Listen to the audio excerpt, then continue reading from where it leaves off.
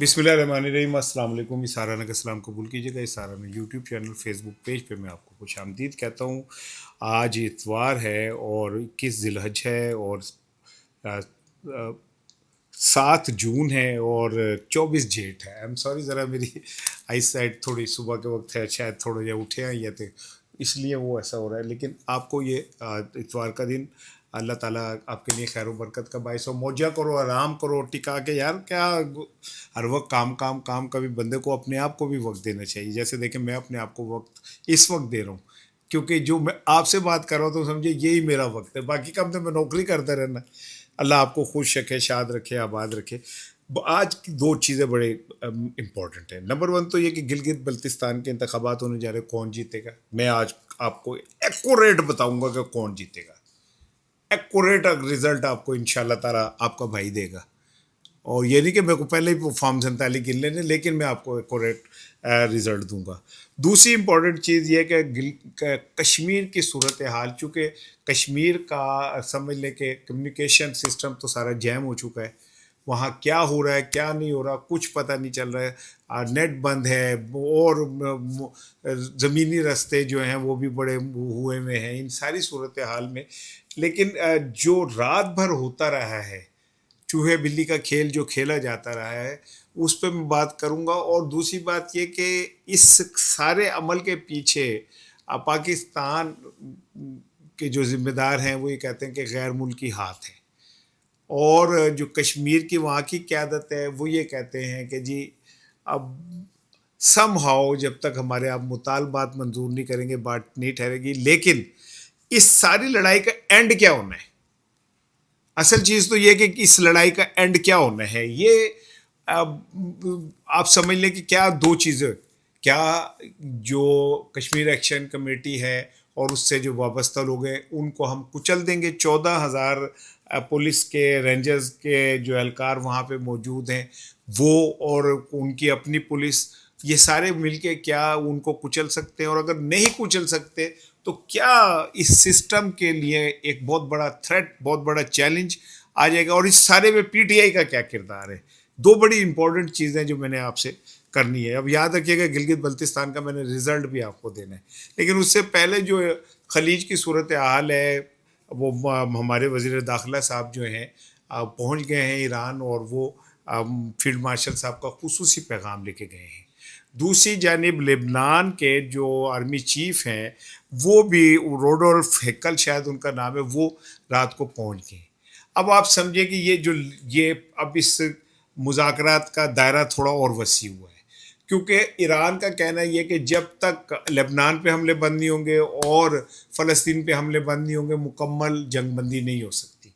Lebanon के वज़ीर army chief का आना इस बात की अलामत है कि अब हम डेफिनेटली क्या कहते हैं, लेबनान के और इसराइल के जो जंग बंदी है उसमें भी अपना किरदार अदा करेंगे। दूसरी जानिब ट्रम्प साहब का कहना है कि ईरान जो है वो अभी हमारे हाथ में नहीं आ रहा और पकड़ाई नहीं दे रहा, लेकिन ये कि जल्द वो पकड़ाई दे देगा और ईरान के मामले में हमें बहुत कामयाबी हो रही है। वो उधर तो वही को बेस्ट फ्रेंड द मजमून उन्होंने याद किया है, वो कह रहा है। लेकिन इस सारी सूरत हाल में ये समझ लें आप कि कुछ भी हो जाए, अब मुआहदा नहीं होने लगा। हाँ, ये हो सकता है कि अमेरिका ईरान को ये बावर करा दे कि चलो मुआहदा नहीं करते, जंग बंदी को एक्सटेंड कर देते हैं और कोई और रास्ता निकाल लेते हैं, आलमी एटमी तवानाई का जो एजेंसी है वो इन्वॉल्व हो जाए, ईरान चीन जो है वो गारंटी दे दे, रूस गारंटी दे दे, कुछ इस तरह का रलता मिलता काम जो है वो हो सकता है। लेकिन अगर ये समझें कि जी अब उन्होंने हाथ,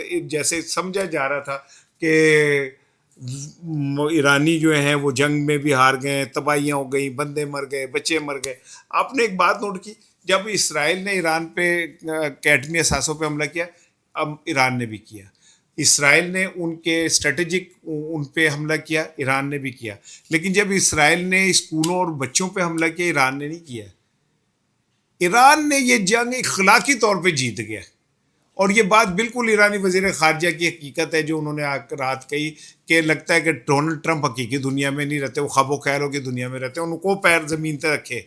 दुनिया बदल चुकी है, world is change now, unipolar system ख़त्म होता जा रहा है। یہ بات تو اب امریکہ کو سمجھنے میں ذرا دقت ہو رہی ہے، کیونکہ روس کی انٹری، چین کی انٹری کے بعد معاملات کسی اور طرف چلے گئے. امریکہ اب ہاتھ مل سکتا ہے، غصے میں اپنے دانتوں کو وہ کر سکتا ہے، دوبارہ آئے گا پھر وہی ساری صورتحال ہوگی، اپنا ارمز بند ہو جائے گی. اور اس بار خلیجی ممالک بھی، اس ٹائم خلیجی ممالک صرف کی حیثیت وہی ہے جو ایک خاتون، یہ مومنہ اقبال اور چدڑ کو کم کی مثال لے لیں آپ، کہ جو ایک عرصے تک ساتھ رہتے ہیں اور سب کچھ ہو جاتا ہے، اور اس کے بعد ان میں علیحدگی ہو جاتی ہے، پھر وہ ایک دوسرے پہ کیڑے نکالنا شروع کر دیتے. ویسے تو قابل شرم مقام ہے مومنہ اقبال کے لیے بھی اور چدھڑ کے لیے بھی، کہ اگر وہ 6 سال 2020 میں ان کا آپس میں تعلق بنا، 6 سال وہ اکٹھے رہے، ایک ہوٹل میں ٹھہرتے تھے، ایک گھر میں ٹھہرتے تھے. تو علماء شرما بھی خاموش ہیں اس معاملے کے اوپر، کیونکہ ہمارے علماء جو ہیں وہ بیچارے تب بھی بولتے ہیں جب ان کو اشارہ کیا جائے بولنے کا، نہیں تو ان کی کیا جرت ہے. یہی وجہ کہ آج عالم اسلام کے جو ممالک ہیں وہ کیوں رسوا ہو رہے، کیونکہ جو ممبر ہے اس پہ سے سچ بات کہنی ختم ہو گئی ہے. کوئی یہ سوال نہیں کر رہا، کوئی شرعی اس میں نہیں جاتا. عمران خان کی اہلیہ کے حوالے سے تو بڑی تکلیف تھی لوگوں کو، شرمناک مقام تھا میڈیا کا.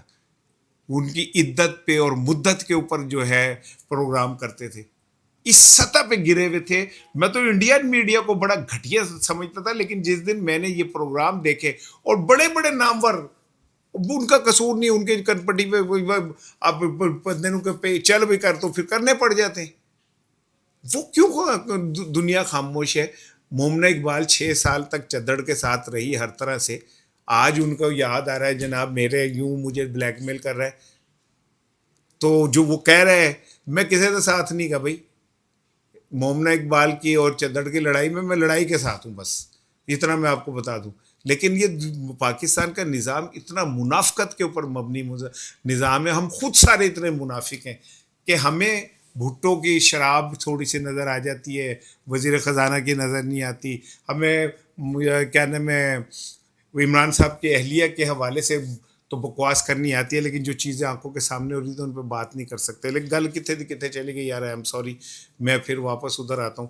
ایران نے بہرحال امریکہ کو اور ٹرمپ کو یہ باور کرا دیا ہے کہ گیم اس کے ہاتھ سے نکل گئی ہے. آج جو یہ روڈلف ہیکل آ رہے ہیں لبنانی آرمی چیف، یہ اسی سلسلے میں آ رہے ہیں کہ اسرائیل اور لبنان کے اندر جنگ بندی کی جو باتیں ہیں اس کو کیسے میچور کیا جائے. الحمدللہ پاکستان کا دائرہ وسیع ہو گیا ہے. اب وہ ہم لبنان کے معاملات اور اسرائیل کے معاملات بھی دیکھیں گے. آپ لوگوں کو بہت بہت مبارک ہو اس میں. گلگت بلتستان کے انتخابات کی طرف آ جائیں. آپ کو میں ایڈوانس بتانے لگا ہوں کہ 28ویں ترمیم کے صدقے، یہ جملہ میں پھر دہراتا ہوں، آپ میرے غور سے اس جملے کو سنیے. 28ویں ترمیم کے صدقے میں گلگت بلتستان کے انتخابات میں پیپلز پارٹی کو اکثریت دے دی جائے گی. میں پھر سے دہرا رہا ہوں کہ 28ویں ترمیم کے صدقے میں P T I Gilgit Baltistan کا انتخاب جیت چکی ہے. یہ میں صبح آپ دیکھ رہے ہیں، شام کو آپ کو یہ سمجھ آ جائے گی. اینا بڑا میں رسک لے لیا میں نے. اب نون لیگ کو بھی اور استحکام پارٹی کو بھی، پی ٹی آئی کو شاید 2 سیٹیں ملے، بڑی بات ہوگی. اگر 2 سیٹیں بھی مل گئی تو بڑی بات ہوگی. لیکن میں نے آپ کو ایڈوانس نتیجہ سنا دیا ہے. شام نو یہ نتیجہ تھوڑے سامنے آ جائے گا، اور انشاءاللہ تعالیٰ میرا یقین ہے کہ یہ نتیجہ جو میں آپ کو سنا رہا ہوں ایگزیکٹ وہی ہوگا.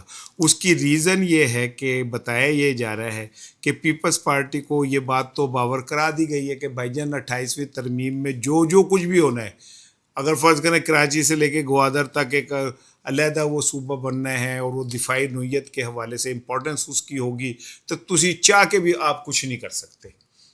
لہٰذا بہتر یہ ہے کہ جو آپ کو مل رہا ہے، جو دے اس کا بھی بھلا، جو نہ دے اس کا بھی بھلا. انت بھلے کا بھلا کریں، اور آپ جناب علی یہ لے لیں خیرات میں اور اب بیٹھ جائیں. افسوس ہوتا ہے مجھے کہ یہ پیپلز پارٹی ذوالفقار علی بھٹو شہید کی پارٹی تھی. میں نے تو بچہ تھا، پہلا سیاسی عشق ذوالفقار علی بھٹو تھا.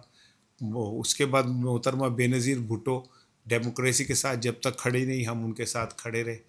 اور اس کے بعد باپ مارا گیا، بیٹی بھی ماری گئی، لیکن اس کے بعد پیپلز پارٹی ایک چھوٹی سی گٹر کی پارٹی بن کے رہ گئی، جس کے اوپر ڈھکن جو ہے نا وہ فارم 47 کا لگا۔ آپ اس سے اندازہ کریں کہ میں نے بلاول بھٹو اور آصفہ بھٹو کی تقریریں سنی ہیں، جن لوگوں نے پاکستان پہ رول کرنا ہے وہ پاکستان کو اس قابل بھی نہیں سمجھتے کہ اس قوم کی اردو ہی سیکھ لیں۔ جن کو یہ پتا ہوتا ہے کہ ہم نے رول کرنا ہے، وہ اتنی نفرت کرتے ہیں اس قوم کے ساتھ کہ اس کی جو قومی زبان ہے وہ نہیں بول سکتے، اور وہ قوم کے لیڈر کہلاتے ہیں، وہ آصفہ بھٹو ہوں، وہ بلاول بھٹو ہوں، یا کوئی بھی ہو۔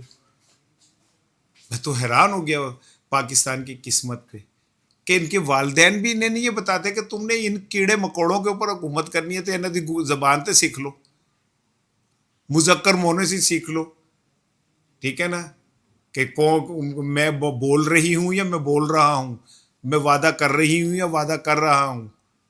آپ اپنی جنس آپ ہی بدلی جانتے ہو۔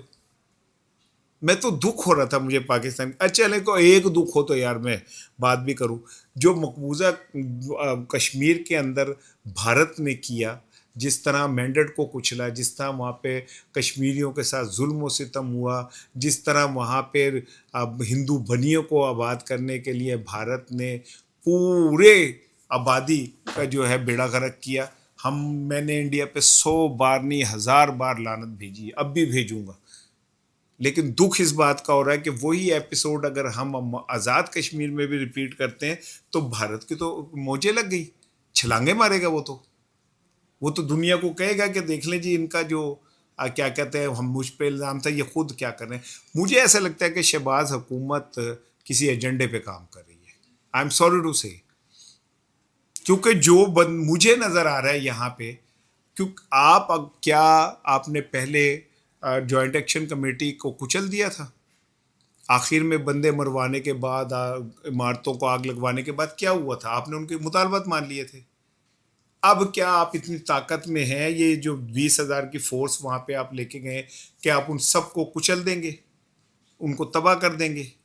ان کو رات کریک ڈاؤن کیا ہے آپ نے، جوائنٹ ایکشن کمیٹی کے مین لیڈرشپ کو بھی گرفتار کر لیا، جو مجھ تک اطلاعات ہیں بڑے پیمانے پہ گرفتاریاں بھی ہو گئیں، لیکن پھر بھی میرا یہ کہنا ہے کہ یہ آپ اس طرح اس کو نہیں کچل سکتے، اس طرح ختم نہیں کر سکتے۔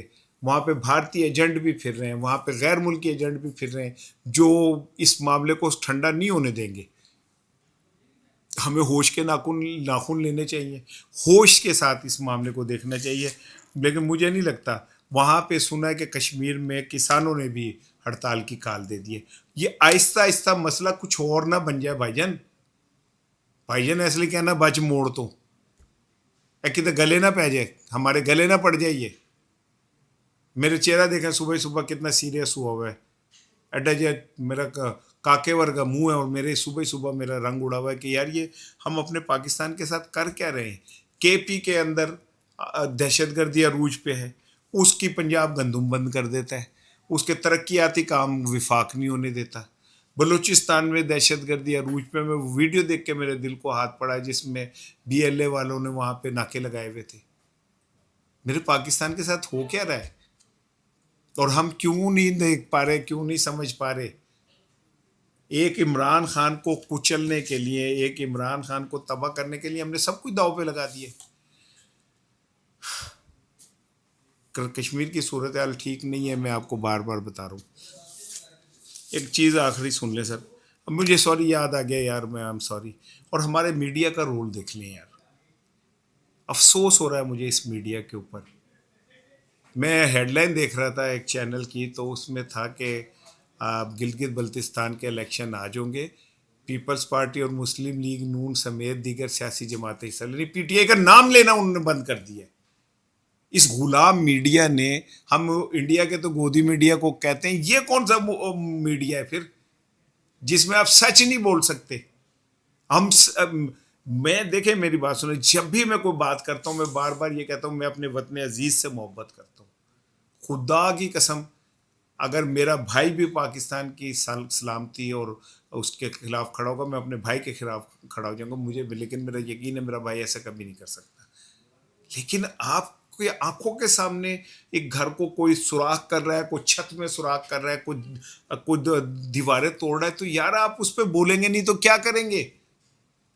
اطلاعات یہ ہیں کہ اب ہمارے دوست ہیں, سی پی این ای کے صدر ہیں کاظم خان صاحب, ان کا میں ایک ٹویٹ دیکھ رہا تھا جس میں انہوں نے کہا کہ اشتہارات کی غیر منصفانہ تقسیم, اشتہارات میں کمی, اور پھر اشتہارات کا پرائیویٹ سوشل میڈیا کی طرف بھیج دینے سے جو میڈیا ہاؤسز ہیں وہ تباہی کا شکار ہونے جا رہے ہیں. دنیا اخبار, ایکسپریس, جنگ, جیو, اے آر وائی, یہاں سے لوگ ورکرز کو نکالا جا رہا ہے. ملک میں ویسے ہی بڑی بے روزگاری ہے یار, یہ میرے ہاتھ جڑے ہوئے ہیں یار. ان صحافیوں پہ رحم کر دیں.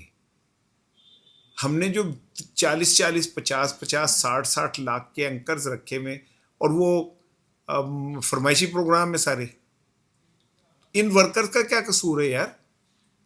ان بیچاروں کا قصور کیا ہے کہ ان کے گھر کے چولہے بند کر دیے جائے کیونکہ جو سفید ہاتھی ہے انہیں پالنا ہے, جن کی ریٹنگ بھی زیرو ہے, جن کو سننا کوئی پسند نہیں کرتا, لاکھوں کی تنخواہوں میں انہیں لا کے بٹھا دیا گیا ہے. پورے ان کی اکیلے کی تنخواہ ایک طرف اور پورے ورکر کی تنخواہ ایک طرف. کیوں کر رہے ہیں پورے پاکستان کے ساتھ کھلواڑ یار؟ معاف کر دیں ان ورکر کو, غریب ورکروں کو معاف کر دیں بھائی. اللہ رحم کرے سر. اور بس جاتے جاتے بس ایک ٹرانسپیرنسی انٹرنیشنل کی رپورٹ آئی ہے جناب, اس نے پاکستان کے حکمرانوں کا چہرہ ہی ننگا کر دیا. بدعنوان, کرپٹ, نااہل, کیا چیز نہیں ہے جو اس رپورٹ میں ان حکمرانوں کے لیے کہی گئی ہو. وہ کہتے ہیں جناب علی کہ یہ انصار عباسی صاحب کی چونکہ رپورٹ ہے لہٰذا وہ اس طرح کہہ نہیں سکتے. وہ کہتے ہیں کہ جی قواعد میں کمزور عمل درآمد, سیاسی بنیادوں پر پروجیکٹس کا انتخاب, غیر مسابقتی ٹھیکوں پر انحصار, شفافیت اور کارکردگی کو متاثر کر رہا رپورٹ. یہ سلیس اردو میں آپ کو بتاتا ہوں. وہ یہ کہہ رہے ہیں حکمران صاحب آپ چور ہیں, آپ ٹھیکے جو ہیں سیاسی بنیادوں پہ دیتے ہیں, پروجیکٹ سیاسی بنیادوں پہ بناتے ہیں, اور دیتے ہوئے کوئی قواعد و ضوابط کا خیال نہیں رکھتے. اس کے بعد جناب علی آپ ٹھیکوں کے اندر کرپشن کھاتے ہیں. پھر اس کے بعد آپ کے جو جتنے کنسٹرکشن, جتنے پروجیکٹ ہیں ان میں شفافیت کوئی نہیں ہوتی. وہ یہ کہہ رہے ہیں کہ آپ ایک کرپٹ, دھوکے باز, اور آپ پاکستان کو کمزور کرنے والے جو ہیں نا وہ ہیں. آئی ایم ایف نے سیدھا بتا دیا کہ یہ سسٹم جو ہے یہ اتنا کرپٹ ہو چکا ہے کہ اس میں پاکستان کا, اب کہتے ہیں تو میں یہ تفصیلی رپورٹ میں نے پتہ نہیں نکلوائی تھی یا نہیں نکلوائی تھی, میں اس کی صبح آپ سے اس پہ بات کروں گا, جس میں انہوں نے کہا ہے کہ جناب علی پاکستان آنے والے دنوں کے اندر, یہ آگے سوری ہے میرے پاس, سنیں ذرا. کہتے ہیں انفراسٹرکچر کرپشن رسک اسیسمنٹ جو ہے پاکستان میں انفراسٹرکچر کی منصوبہ بندی اور عمل درآمد میں گورننس کے خلا کا جائزہ کے عنوان سے اس رپورٹ میں کہا کہ پاکستان کو مجموعی طور پہ 10 میں سے 6.34 اسکور دیا گیا, جس کے باعث اعلیٰ IRCAT خطرے کی درجہ بندی میں رکھا گیا. یعنی کہ وہ کہتے ہیں کہ پاکستان کے اندر انفراسٹرکچر کرپشن رسک مینجمنٹ جو ہے وہ انتہائی خطرے میں. یعنی ہم بنیادی ڈھانچہ بنا ہی نہیں سکتے اپنا, کیونکہ ہم چور ہیں, ہم لٹیرے ہیں. اس رپورٹ میں, ٹرانسپیرنسی انٹرنیشنل کی رپورٹ میں وہ کہتے ہیں کہ پاکستان نے انفراسٹرکچر کی منصوبہ بندی, جانچ, خریداری اور عمل درآمد کے لیے ایک جامع رسمی فریم ورک تیار ہی نہیں کر رکھا. تو تجھے ترقی کتوں کرو گے؟ آئی ایم ایف کہہ رہی ہے اگلے 20 سال آپ جو ہے قرض کے دندل سے نہیں نکل سکتے. وہ یہ کہہ رہے ہیں کہ آپ بڑے کرپٹ لوگ ہیں. کے پی کے اندر جو ہے دہشت گردی عروج پہ, بلوچستان میں عروج پہ ہے, اب گلگت بلتستان میں کچھ اور ہو رہا ہے, آزاد کشمیر میں کچھ اور ہو رہا ہے. اور ہمارے شہباز شریف صاحب کہتے ہیں کہ ڈونلڈ ٹرمپ جو ہے نا وہ مسیحا ہیں اور وہ امن کے دائی ہیں. انا للہ و انا الیہ راجعون.